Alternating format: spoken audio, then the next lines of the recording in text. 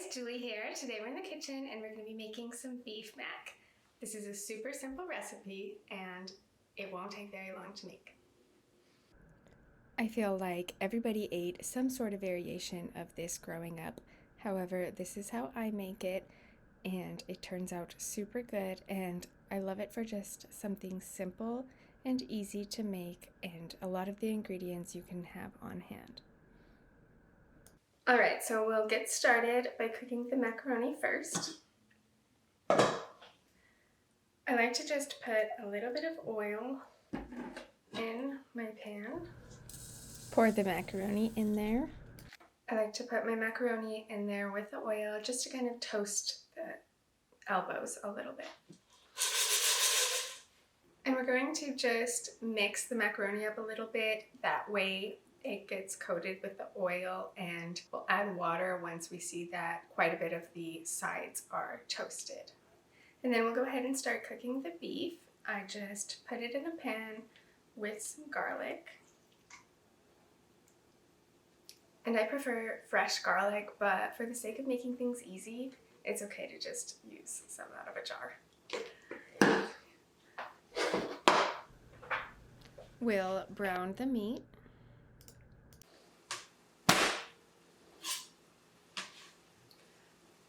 And we'll go ahead and chop up some onions while the beef is cooking and the noodles are boiling. And for this, I prefer white onions.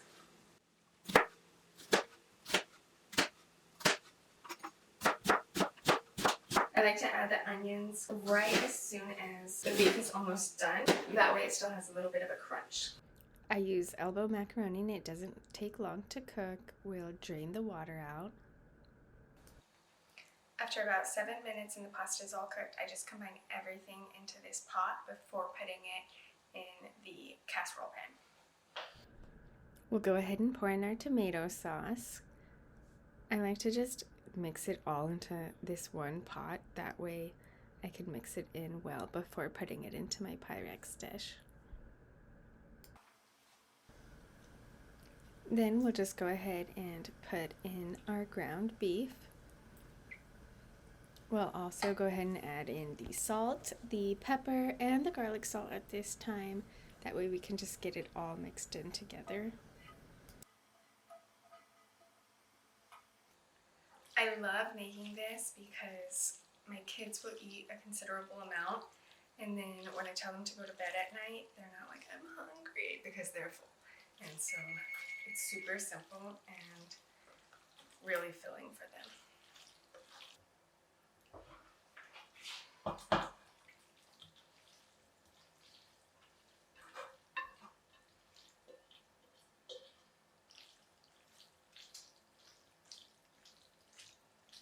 And we'll just pour it into our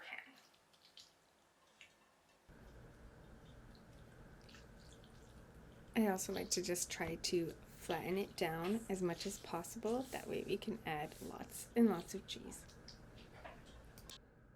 Then we'll go ahead and just add the shredded cheese all over the top.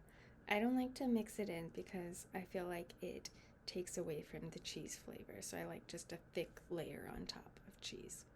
And once we got it all cheesed up, we'll put it in the oven for about 10-15 minutes at 375 degrees. Since everything's all hot, it really doesn't take that long, but I like to make sure that the cheese doesn't get too melted. I'm not really a fan of like really burnt cheese. Then we'll take it out and serve it up. It helps if you wait a couple of minutes just so that everything's not falling apart, but sometimes that's not always realistic. So I just serve it up and enjoy. Thank you so much for watching. Make sure to like and subscribe.